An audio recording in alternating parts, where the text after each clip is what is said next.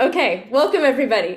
This is the Texas Review Press reading for 5 Texas Review Press authors.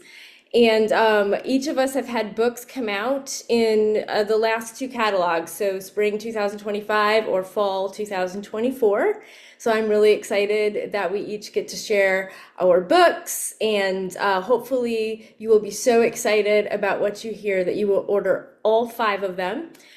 We still are waiting to get one reader here, but they will be along shortly. So I'm going to introduce everyone at the beginning.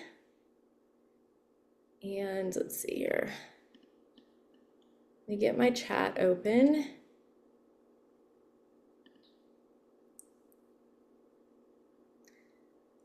I love how I forget how to do absolutely everything when I get into Zoom. I don't remember where anything is anymore.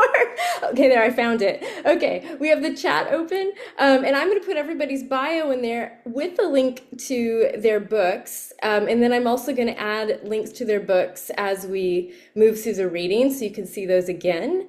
And I'm going to read these bios, but give me a minute to paste them into the chat. It just told me that's too many words, so I'm going to do this a piece by piece here. Give me just a second.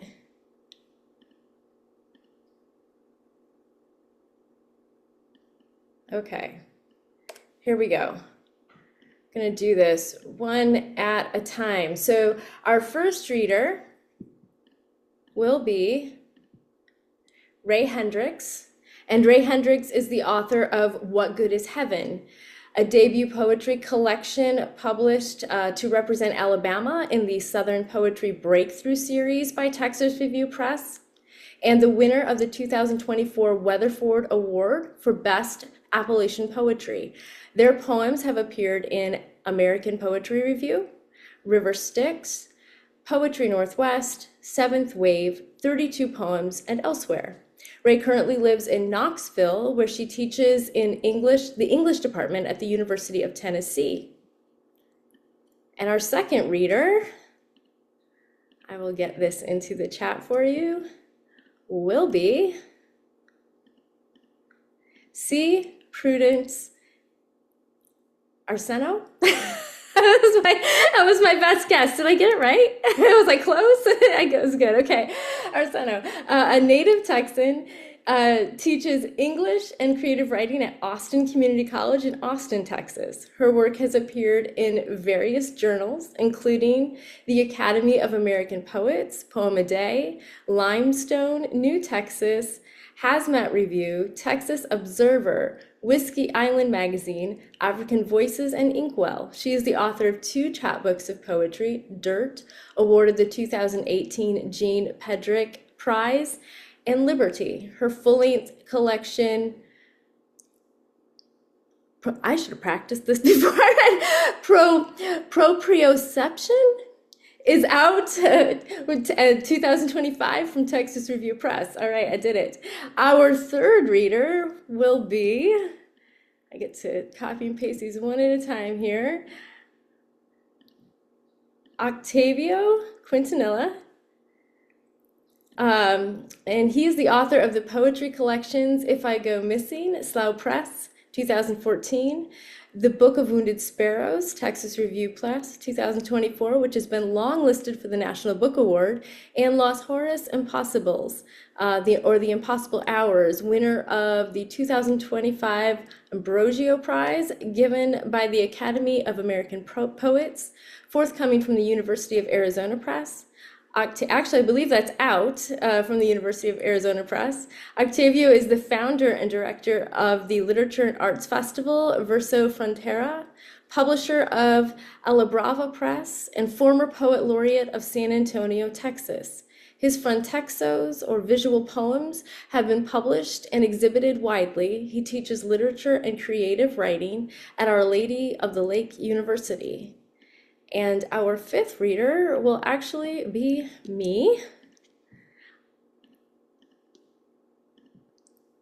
And my name is Kimberly Ann Priest. And I am the winner of the 2024 Backwaters Prize in Poetry from the University of Nebraska Press for my book Wolves and Shells, as well as the author of Tether and Lung, the one I'll read from tonight from Texas Review Press, and Slaughter the One Bird Sundress Publications. I am a professor of first year writing at Michigan State University, and I live with my husband in Maine. All right, and our last reader will be Theodora I should have practiced. I have so many challenging words. Ziolkowski. Did I say that well? That Okay. was perfect. Oh, perfect. So Theodora Ziolkowski is the author of On the Rocks, winner of a Next Generation Indie Book Award, and Mother Tongues, winner of the Cupboards Chapbook Contest. Ghostlit, a collection of poems out this spring from Texas Review Press. And Ziolkowski's work has received support from the Vermont Studio Center, the National Alumni Association, University of Alabama, and Imprint in Houston, Texas. Her fiction, poetry, and essays have appeared in The Writer's Chronicle, short fiction, Prairie Schooner, Oxford Poetry, and elsewhere. In the past, Ziolkowski served as poetry editor for Gulf Coast and fiction editor for Big Fiction. She lives in Kearney, Nebraska, where she teaches creative writing as an assistant professor at the University of Nebraska at Kearney. All right.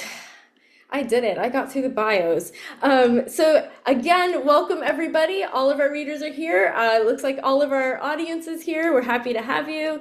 And we are going to each read for about 10 minutes from our books.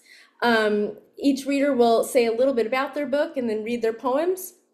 And I'm not going to read those bios again. We'll just go through in that order. So as soon as one completes their set, they can pass the baton to the next reader.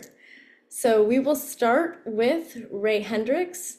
And again, as they read, I will put the link for their book, for each reader's book in the chat so that you can check that out, because we're hoping that you each want a copy of these beautiful books. All right, so here we go. Raye, I'm giving it to you. Cool. Hello. Hi, everyone. It's good to be here on this Sunday night. We've been having a lot of storms in the Southeast, so I'm glad that there's actually power here right now. I'm going to read a few poems from my book, Just What Good Is Heaven. It came out in the fall. It's about, or sort of about, I don't love that, capital A about, but it sort of follows this queer coming of age narrative in the deep rural Southern Appalachian country, I guess, farm country. So I wanted to start with that explanation and also a quick sort of content warning for some animal violence. It is set in farm country, so there's a little bit of that. But I don't think it's too terribly gratuitous, but this is a fair warning. So on that note, I am going to start with a couple of poems from the first section of my book and then move through. There's 4 sections just for some context. It begins sort of in a more farm rural area and then traverses through this sort of coming of age narrative. So it gets more queer and more sexual, I guess, as the book progresses. So I'm going to start with a poem called Any Coyote. Like tongues of fire on the mountain, the red tails of fox squirrels flicker as they run from our presence. The crunch of my boots, chaotic joy of my large yellow dog who follows them like smoke. This morning, my father sent me out with a rifle. We're meant to be searching for something, but I can't remember what. The woods are like that. Dark spokes of evergreen wheel overhead to obscure all that lives beneath and above. Their needles sew away the sky. Behind us, an owl questions everything, and in the clear, cold air, the boulders, without their spring muffle of moss, repeat the inquiry. Today, even the wind won't whisper its guesses through the bare branches of trees less fortunate than pine. The long ghost of its body, quick and gray, a coyote wisps through the brush. My dog pursues it out of sight, returns with one of our missing chickens hanging broken from his jaw. Yes, that's right. My father sent us after the coyote, my dog to find and I to shoot it, while he repairs the plundered coop. The coyote, he said, by which he means any coyote. My dog leads me back to the coyote's den, a hole full of red feathers, gnawed bone, the old blue collar of someone's missing cat. No, I mean anyone's cat. The mountain doesn't know any of our names. And I am going to read one more short one from this section. Oh, thank you. That also features the same dog, because I don't know, I'm just thinking about him. Uh, anyway, this poem is called Animal Instinct. Walking with my dog and father through the woods, when animal detected animal, slightest rustling in the forest floor, an infant squirrel's squeaks sharp as a dog whistle. Sorry, you're probably gonna hear my cat. Pitched almost too high for human ears. Fallen from its piney dray, eyes still sealed with birth, I jerked the leash of my dog to keep the creature from his maw. My father said to leave it to die quickly, let the dog have his merciful doggy way. I didn't. Made a leaf into a litter and bore the squirrel home in my palm, where it died a long, slow death over days in the rust of a long-dead hamster's cage. How to understand that even care can be misplaced, excessed, can make of you a monster. How to know when kindness means crush instead of heal.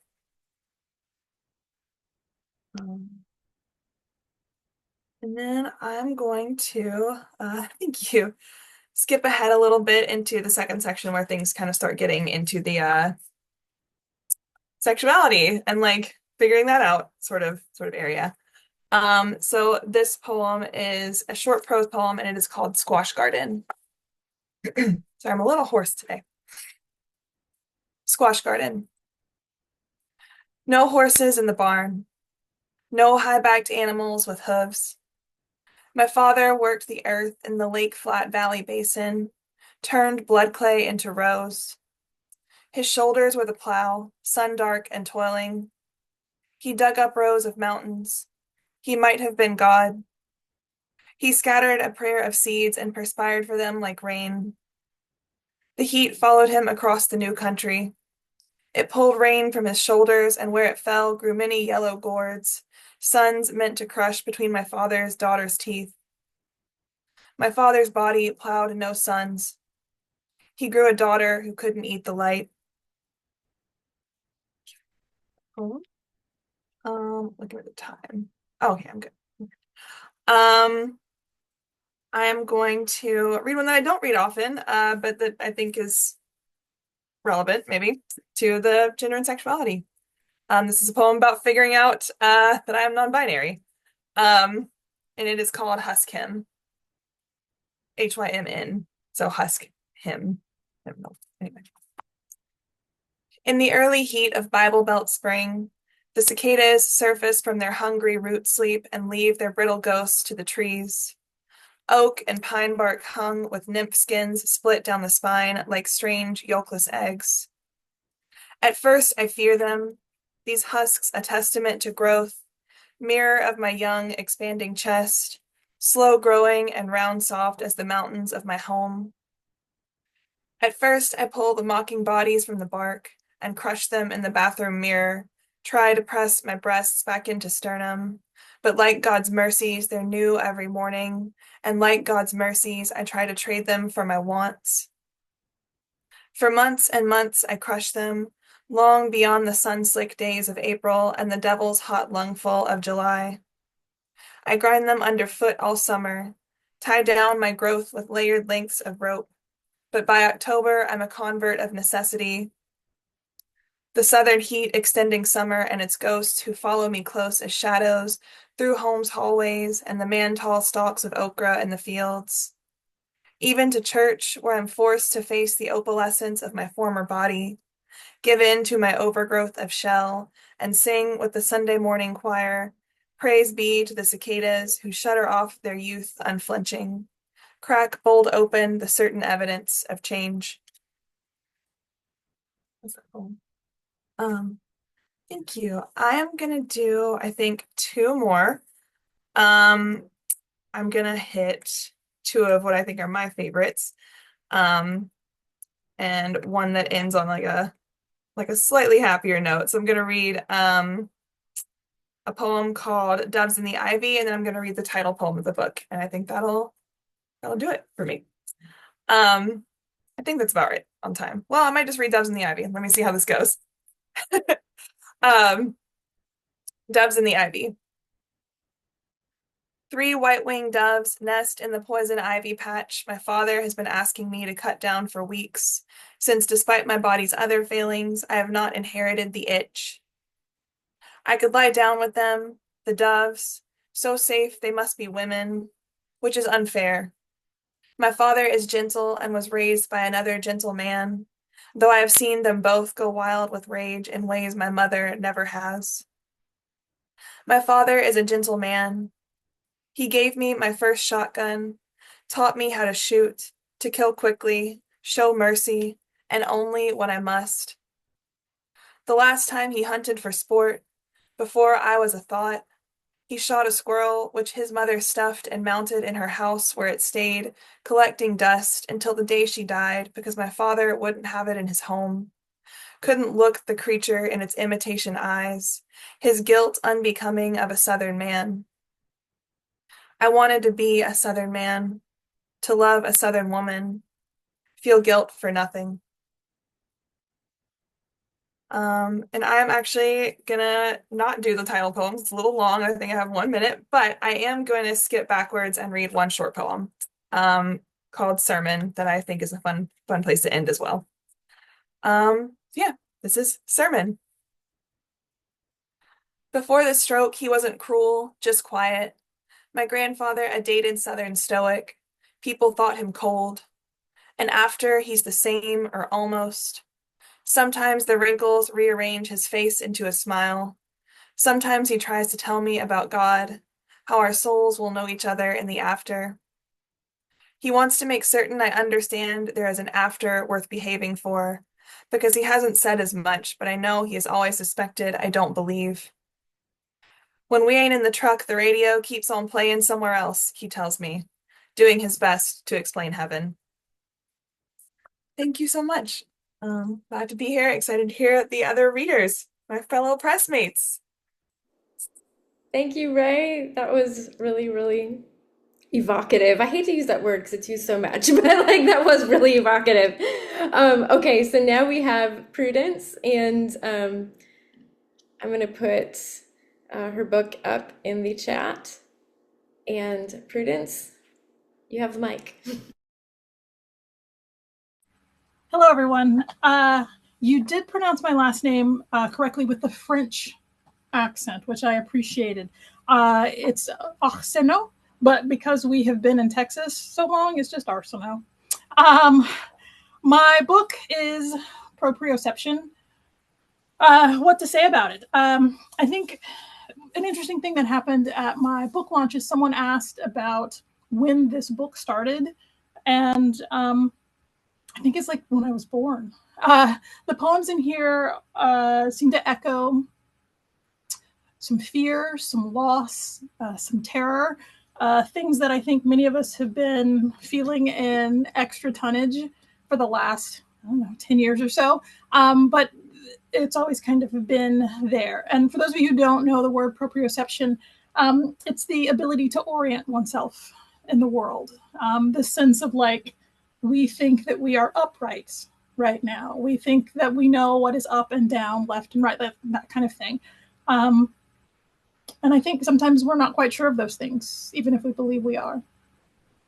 And I should also say, my book does not have a title poem. And people have been pretty frustrated by that. But to me, it felt like creating a title poem for this work would suggest that it was finished. All of the fear, the anger, the loss, the grief, and those things aren't done. Those things are continually being worked through. So I think I'm going to start with A nerd poem. If you know anything about me, I am a science nerd, particularly planet nerd. So when you look at this cover picture, it's actually underwater bubbles. But the amazing work that the press did with this, it kind of looks like an image of space. And I love that even more. It tapped into a thing that is key for me. And I can't not think about space.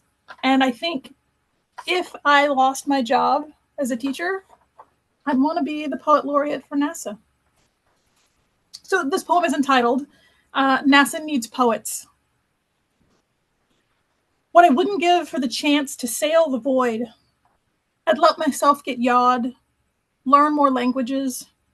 I'm already fluent in English and grief. Learn how to vomit in a bag to shield myself from too much light. I've trained my whole life to live in confined space. But I'll settle for being the first to talk up the musky promises of Terran land under Grand Canyon red Martian skies. Debate on CNN which atmosphere is most toxic, Venus or Earth.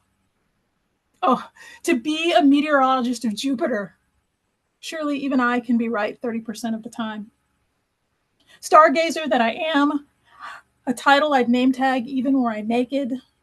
I'm sure I should know names and distances, but I'll gladly quilt degrees and magnitudes on the insides of my eyelids.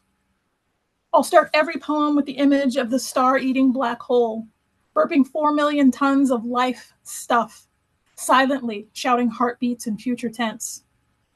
Truly, I was born with an understanding of the subtleties of darkness and a need to know. Can you see hate from space? I want to proclaim the truth of dark matter. Yes, your Lord said, let there be light. But there is so much more that is dark, terrifyingly simple, not knowing what is true north other than what we've said of, we have been wrong. Again. To be the harbinger of our savage hunger when we make it to Europa and taint its amniotic seas, extol the paths of dark energy that weave through the light, making highways, making signposts we should follow. Does it matter what Pluto is if we don't know what we are? Make whispers revelations in my ears. You'll see. They'll want me to be on the payroll as we expand into the never-ending, never-ending, never-ending, never.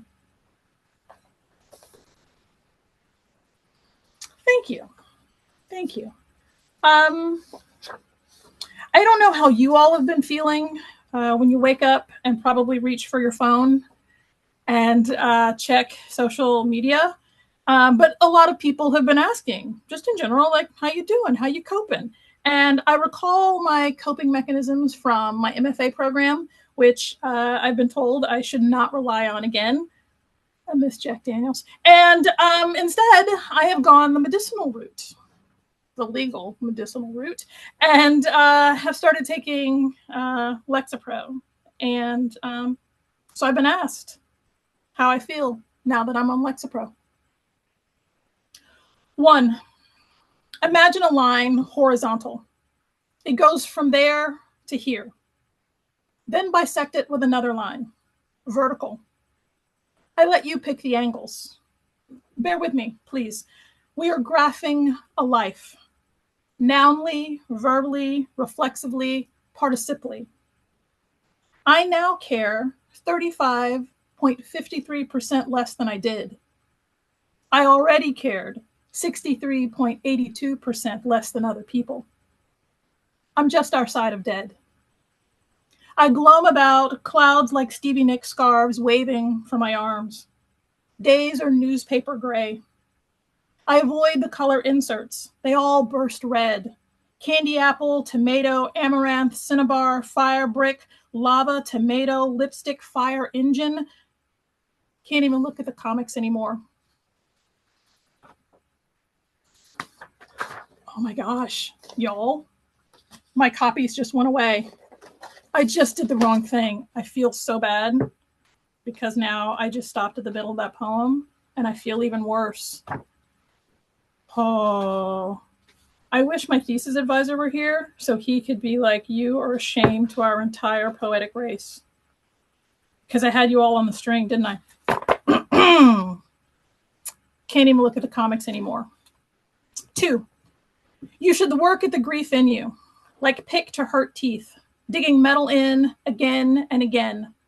Seek the meat, the pulp, and pace yourself.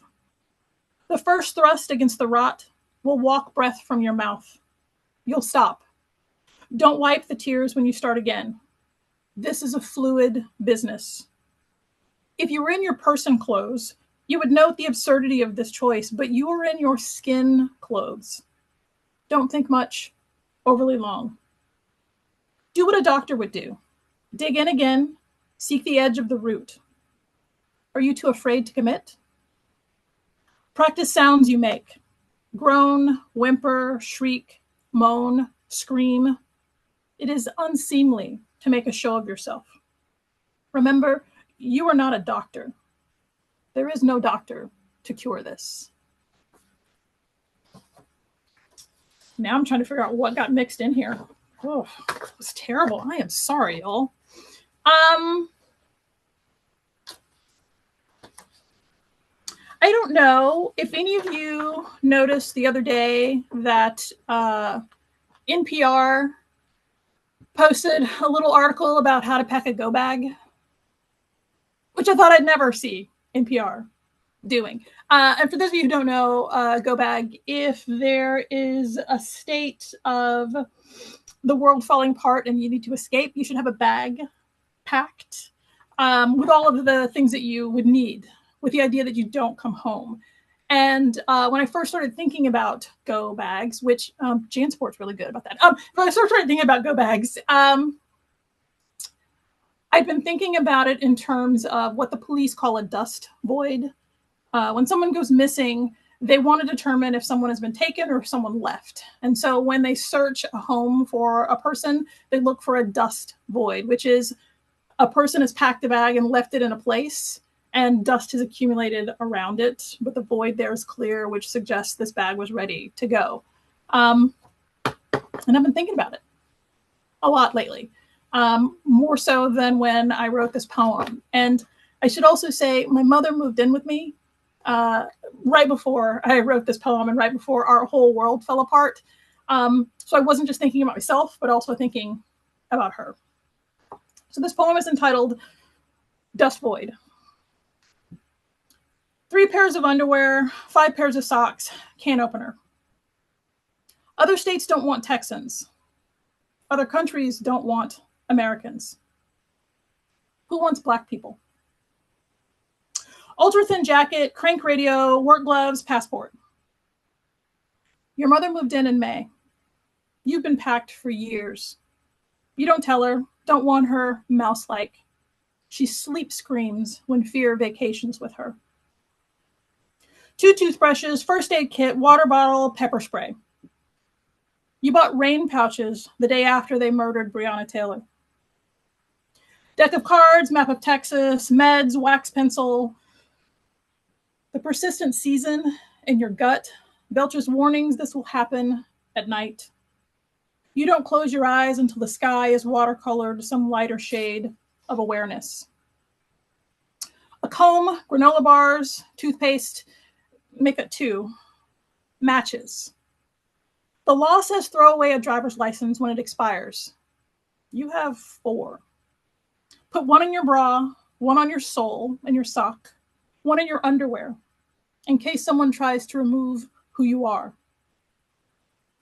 Rice, water purification tablets, 2 pairs of jeans, ammo. You want to ask her to pack. The rusted rigor of your sleep is soundtracked with wet belts on her soft neck, the knock of her temple on concrete, the repeated gurgle of her throat blocked by her own breath. Space blanket, hat, book of edible plants, knife. When Dad died, she cleansed the house of him. Seed and hammer, suits and shoes, ashtrays and beer cans. You kept his pocket knife. Pack of condoms, gun, rubber bands, jerky. She'll sugar ant when it happens. Suddenly concerned with the provenance of a shoehorn, rubber ducky, glass pitcher, plastic hanger. It won't be the last time you wonder how you'll live or how you'll both die. 4 gold coins, watch, tea, magnet. You're prepared to barter with your body. 2 black t-shirts, beans, flashlight, rope, mirror. She doesn't sense the way the air pants. You ask her to strengthen arms, legs, 75 years of knowledge heavy in her bosom. At least her cane can be a weapon.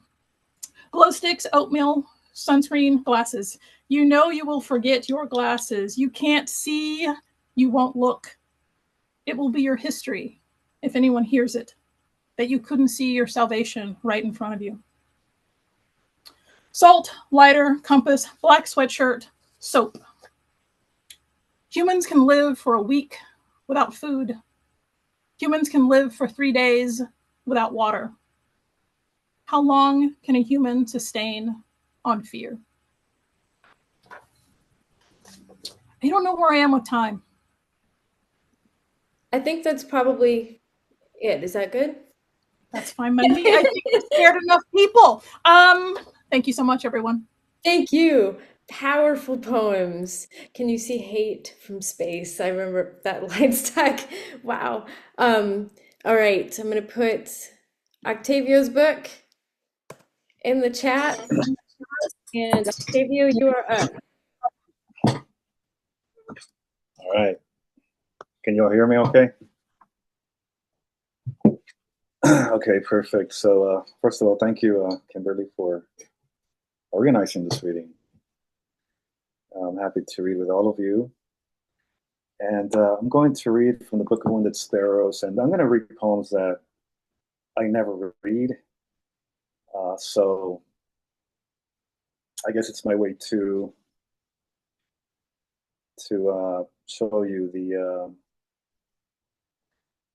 the different ways into the book, the different narratives.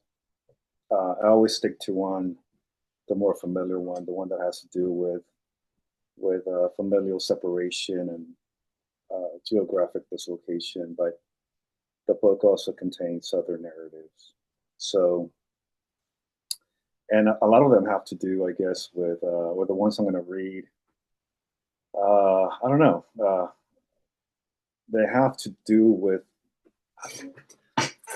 some type of longing, some type of loss, maybe a bit surreal. You'll let me know what's up. So let me time myself here. So it's 10 minutes, right? So I'll read a few poems. So give me a second here.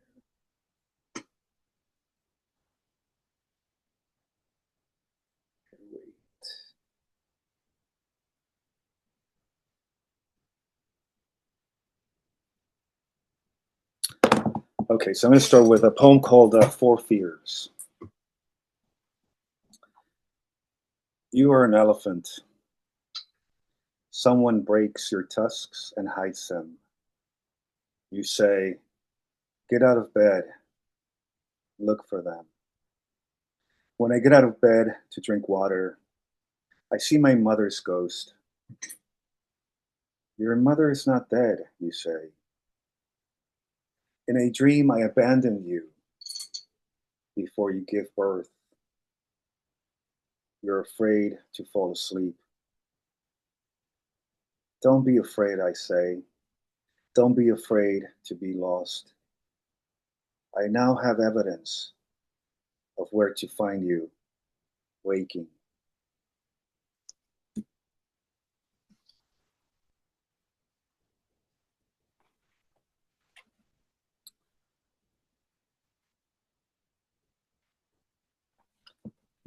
Remember how the day loses a daughter every night, only to not remember her in the morning. Why, I can't say. Yet it is as true as 2 zeros canceling each other out in an equation I've written 1,000 times. I'll keep writing it till the fire of its message doesn't burn my fingers, till my grieving becomes an open window, and I have no more faith left to jump out of it. Forgive me, for I must travel through the world without knowing what it means to sail east, fly north, train west, or bus south. I'm losing the meadows of my native land. And I ask myself, what land is my native land? My children will never know how my tongue itches to speak to the dead, speak to those who took the accents of the past I memorized and got them filed in the blurred regions of their new country. When will they return to usher me along the forgotten trails? And if they return, will they say, that day you fell from the skinny branch of a tree and your father lifted you like a wounded sparrow in his arms, carried you to bed? Will they say, you were an obedient boy, you owned a red bicycle, a hand-me-down, and you were happy sometimes. You were sad too when you had no will to invent your own happiness. Even now, words don't say enough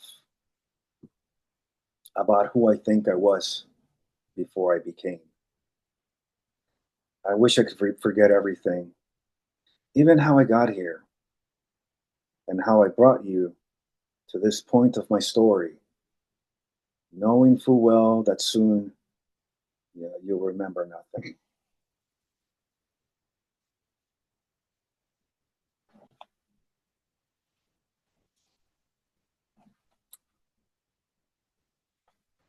There will always be a city. There will always be a city that will never belong to you. A place where all who live there walk the moonlight on a beach. Beware, someone will always try to wound your stride, make you kneel, learn a new prayer. If you leave the city, it's because you're no longer in love. If you sleep, you wake to call the past by its old name. There's always a name, a whimper invisible to sound. Once you leave, you'll forget how to return. You'll find yourself in a small village where doors are left unlocked, where dogs chase chickens to their death, and men invite strangers to sleep with their wives. They too want to return to the cities they never wanted to abandon in the first place.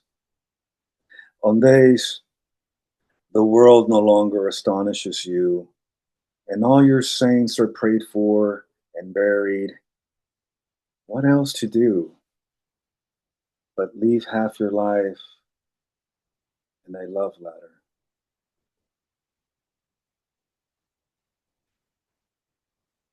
How you all doing out there?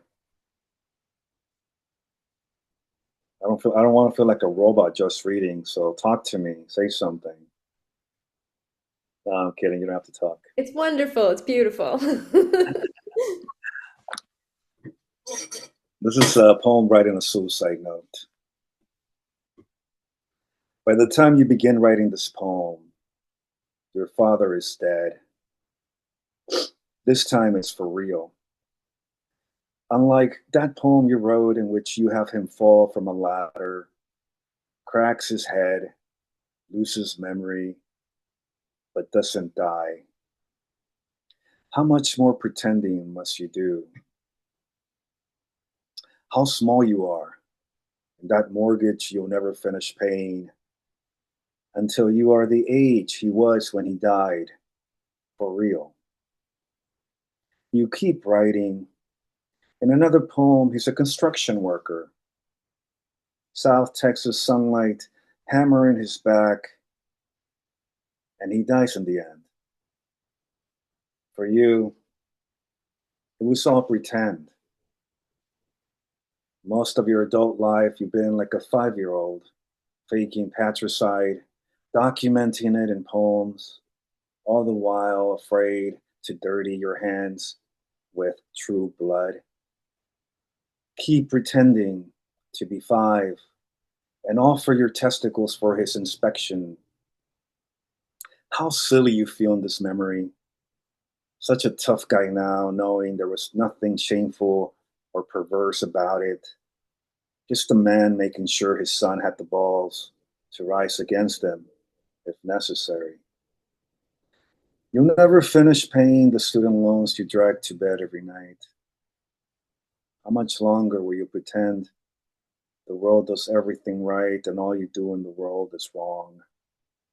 If you could only believe one last time that missing someone could be infinite, could outlive you, pretend for your sake that maybe it does, that maybe it already has.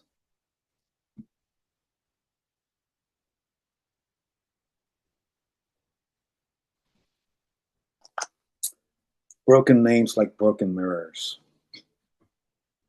Like a window, the first letter of my name opens inside the mouth of a lover I had.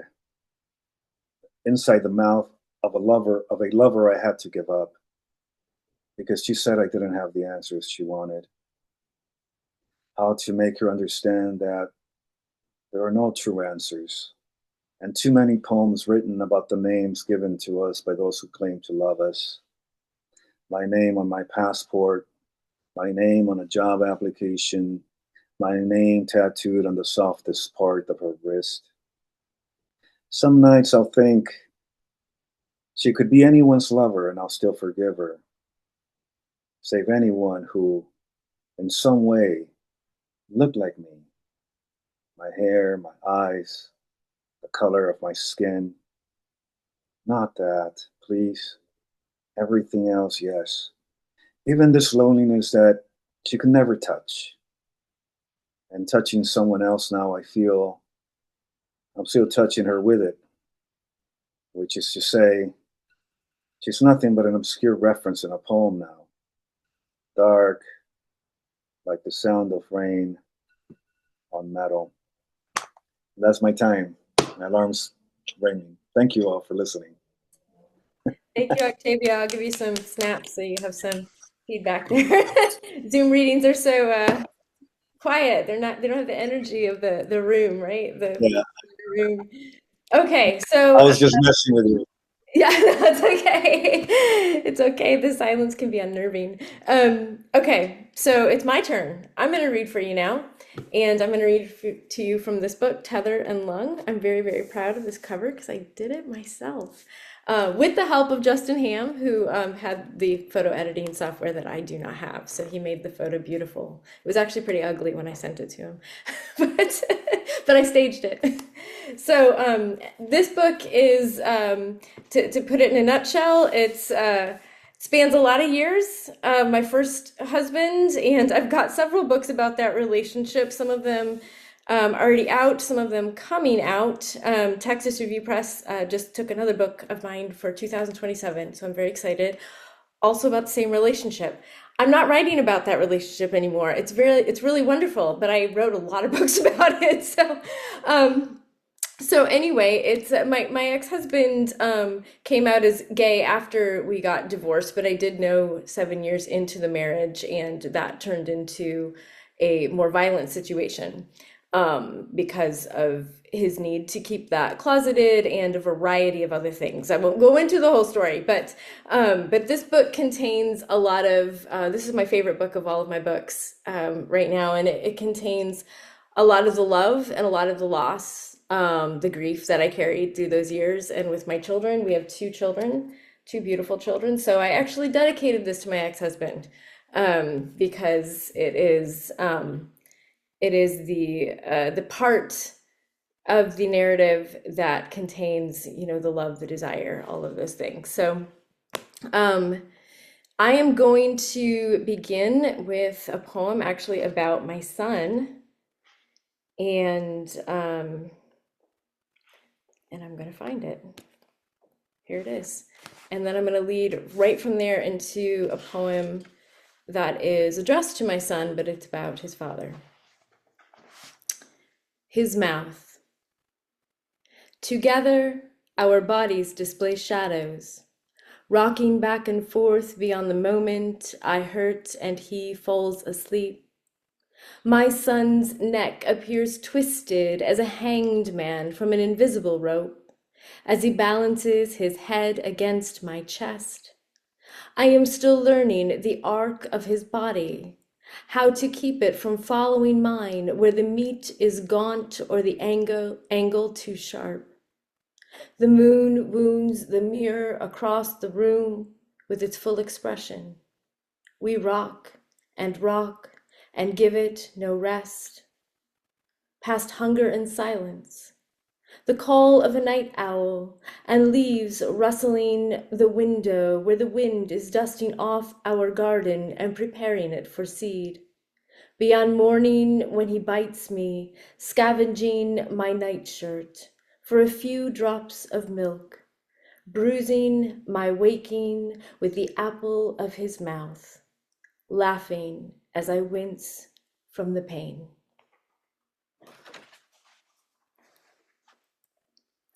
A needle is found protruding from a bone.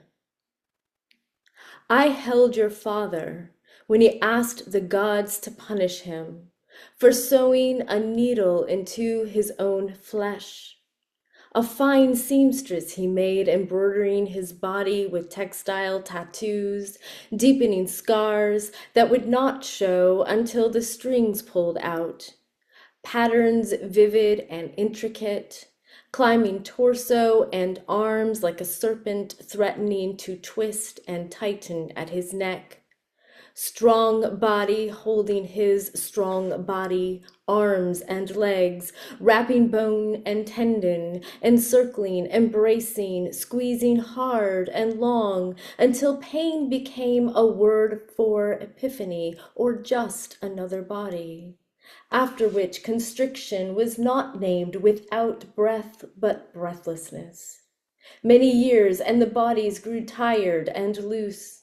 Limbs fell, splayed and rerooted as threads began to fray, and the art of concealing lost its energy, so that the wounds in his flesh were visible, a pocked and scally apocalypse.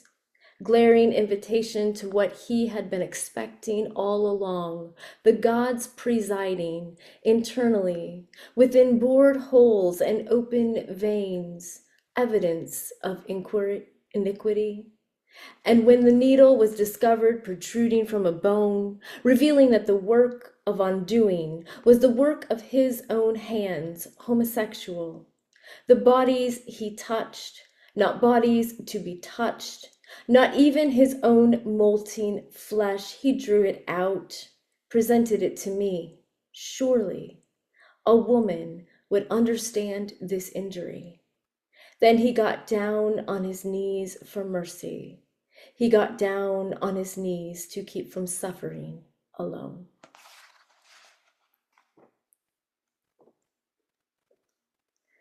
And the next poem I will read is titled A Young Man is Beautiful.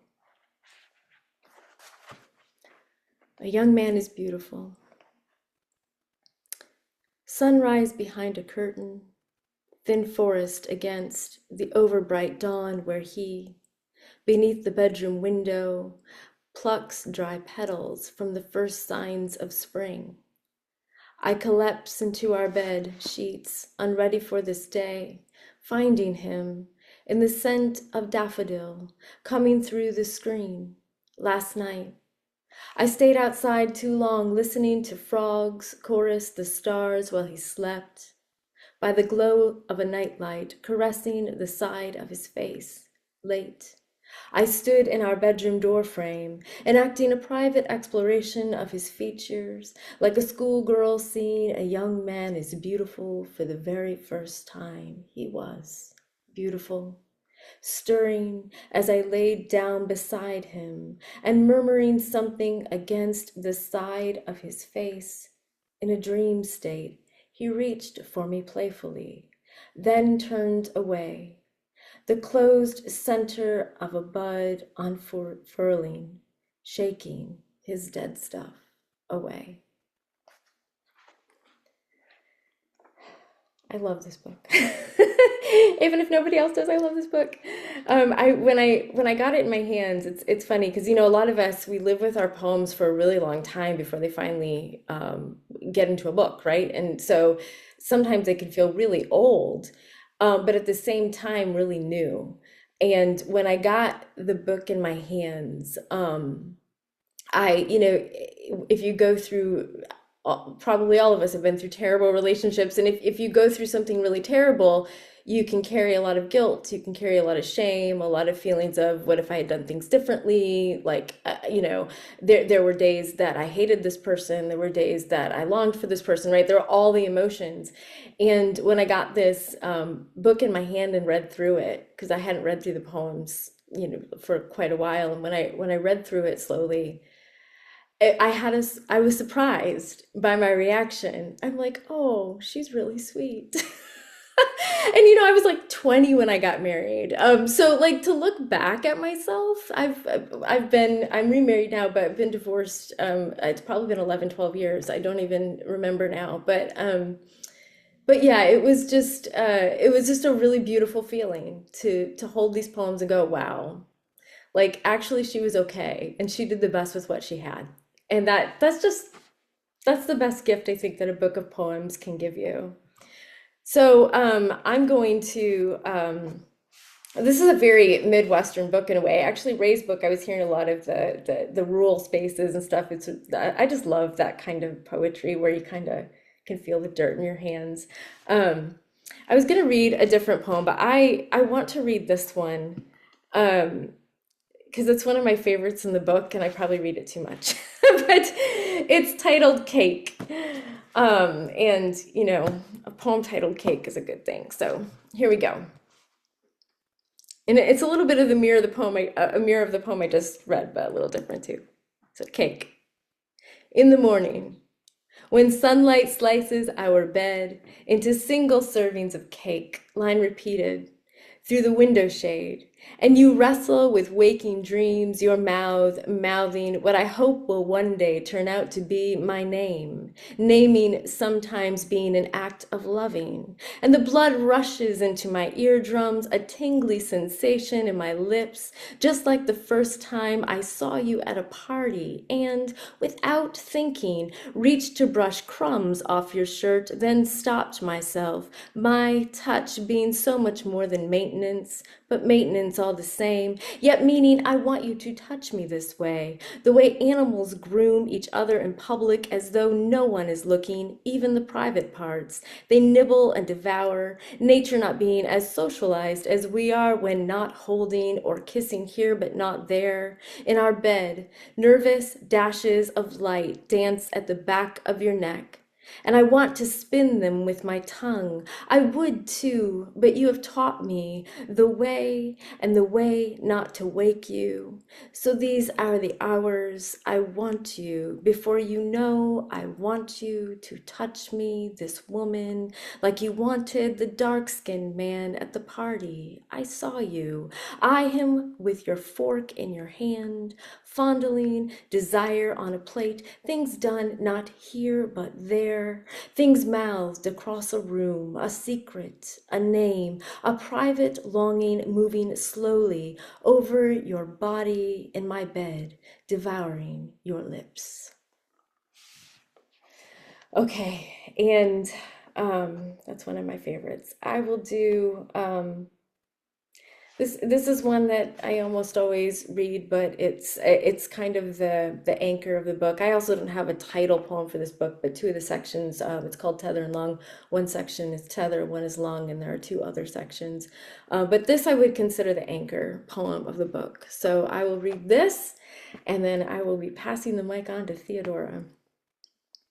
The Scrape. You split sunset with your lean silhouette. I see you as I need to, godly, in a Carhartt jacket and torn up jeans, watching the horses stop and break into gallops and kicks.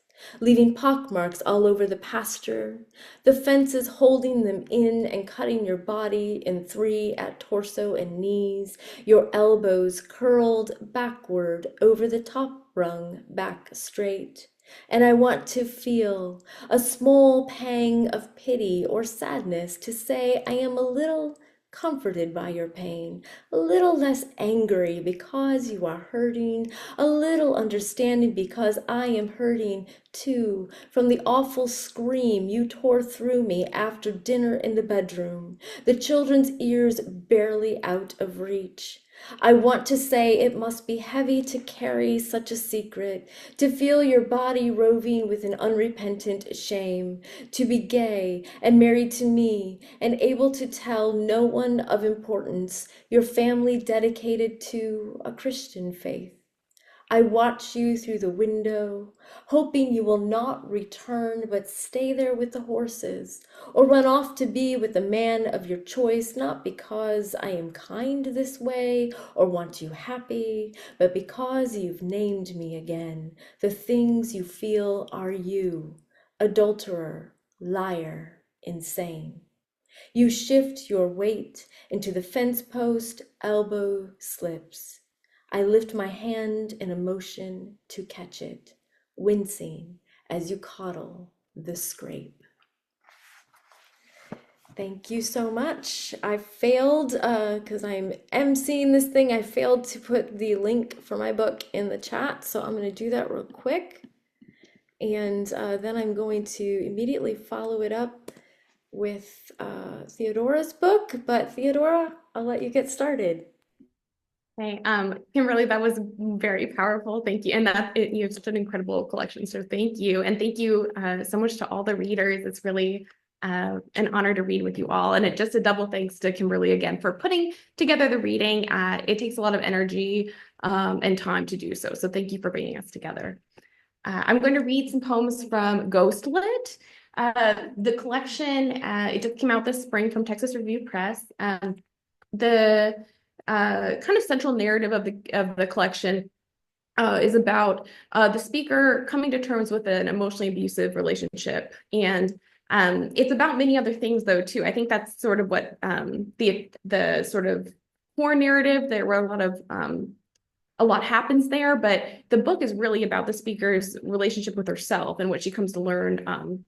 And the kind of reckoning she has once she removes herself from that relationship. And for that reason, I think it's really a book about memory, in addition to about trauma. The first poem I'm going to read, the only other thing to know is that all of the poems in the collection, the poems I'll be reading, they have spillover titles. So the first line of the poem is also the title of the poem. And the first poem I'll read is inspired by my time working in Houston at a memory care center. Like I said, the book is about memory. And so these memory care center poems come up throughout the work. And I think it was just as much, I think I was helped as much by working at that center as the residents were by my helping them. So at any rate, I'll start with that poem.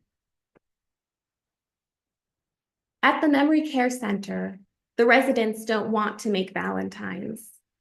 Still, I cut hearts with child-safe scissors. I was a surgeon, Reed sullenly declares as he colors. He fights to stay in the lines. Meanwhile, Edith has spilled the glue, and Nell wants to start her card over. My lap is piled with hearts, so I hum Blue Moon because a familiar tune calms them, the way my bringing home bouquets once did for me. I'd leave that Target with my cart packed with groceries, setting sunflowers in the passenger seat beside me. Now the residents are singing louder, but I am still cruising along some dark road in Alabama, breathing in the rotting mouths of those flowers, when the former surgeon puts his hand on my wrist. Don't get carried away, he says, taking my scissors. I lift my foot off the gas.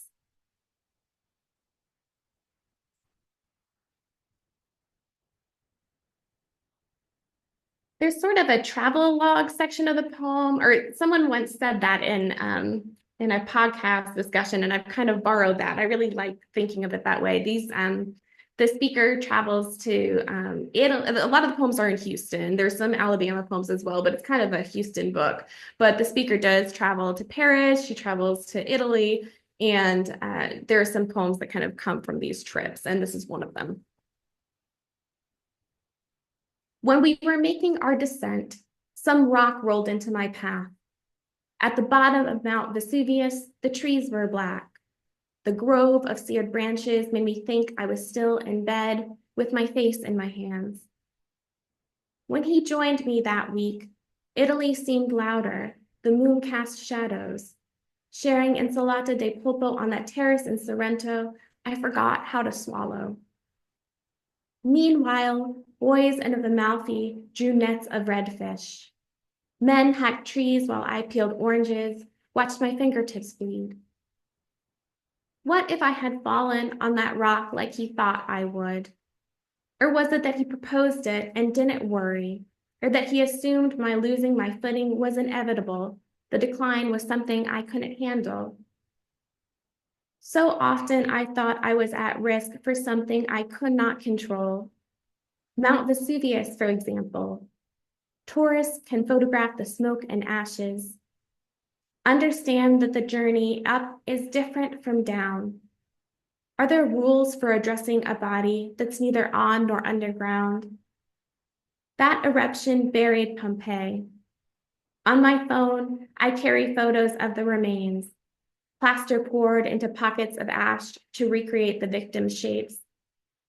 For years, I tried to hold together a body that had already come apart. Pompeii was destroyed because of the direction the wind was blowing. Thank you.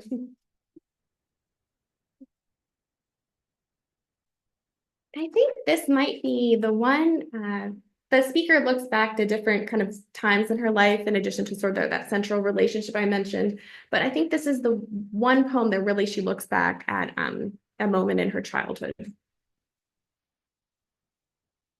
I was 5 and running errands with my mother. Kmart was the one-stop shop for you name it. And at that age, I refused to wear anything but a dress. As on Easter, I donned one shelled pink, skirt tiered. I wore a straw bonnet with it, my Mary Jane's shoes. Later, someone who saw a picture of me in that outfit said to my mother, "It's too big, it doesn't fit her." At Kmart, I played lost in the labyrinth of aisles, my behavior rewarded with Kmart Cafe, patty robed in American cheese, lettuce like a slimed doily I loved. When I married, the bouquet I carried then tossed was in memory of my grandmother, Rose. Laying her down, roses cast the ground, beauty that clothes a stone. And I'm going to finish with this last poem. The central speaker of this book, she often speaks as I, but she also speaks as you in these kind of directed address poems, these self-reflective poems, and as well as the wife. She calls herself the wife. So I'll finish with this poem, and I'll just, my last kind of thing, I wanted to thank you all for being here. Thank Kimberly again, and to say that something special about this reading is, I'm realizing it now as I finish up, is that my husband's and my 2-month-old son is upstairs listening, and it's his first poetry reading. So you all are part of the a child's first reading tonight. So thank you for being here. So this will be the last poem. In the horror story of my invention, it is the wife's unfocused gaze that convinces the husband that his wife isn't listening. How is he to instruct her properly? The husband is stroking his beard and the wife is touching her face. He has the authority to ask her anything. Close your eyes for me, please. To whom does she owe the pleasure of being dragged here? Surely she won't be the last he will need to teach. To be in the presence of his scrutiny is like dry heaving roses. The husband can't help himself. Her trumpet swan neck is a feature on which to feast as he remembers what's under her dumb fuzzy cardigan. Heads before stems. Historically speaking, his word is greater than hers. She says, I'm sorry, the ghost you are calling cannot be reached. So the husband places his hand on her knee. And when she opens her eyes, she can see herself wandering mountains and negotiating their dangers. All those opportunities to drop from a blow to the head so strong outbashes your brain. On every climb, signs warn of falling rocks, but she never once looked up. Why bother? Rocks were already falling. Thank you. Thank you, Theodora. Beautiful. I have Theodora's book, and I've read like 3 poems. That's as far as I've gotten, so it's on my summer reading list. So I'm excited about that. So now you all know Texas Review Press has the best poets, and you should get our books. No, I'm very excited. This was a great reading. Yeah, luscious. There was a lot from everyone. Very beautiful. I'm gonna put all of the books in the chat again, and I am going to just say thank you. That was it, you guys. We finished our reading. This is what we had to offer, and I appreciate everyone who showed up for this, and I hope that you all had a good night. I don't know if any of my pressmates wanted to add anything, but otherwise. Just want to say thank you to everyone here. So, and yeah, get our books if you don't have them. All the books. I still have a couple to get from this group. So, all right. Well, we are this was recorded, so we will be posting it later on Facebook. I've never done that before. So I hope I can figure out how to do it. So, feel free, anybody who came, feel free to share it with all of your friends. And I hope you all have a great night. Okay.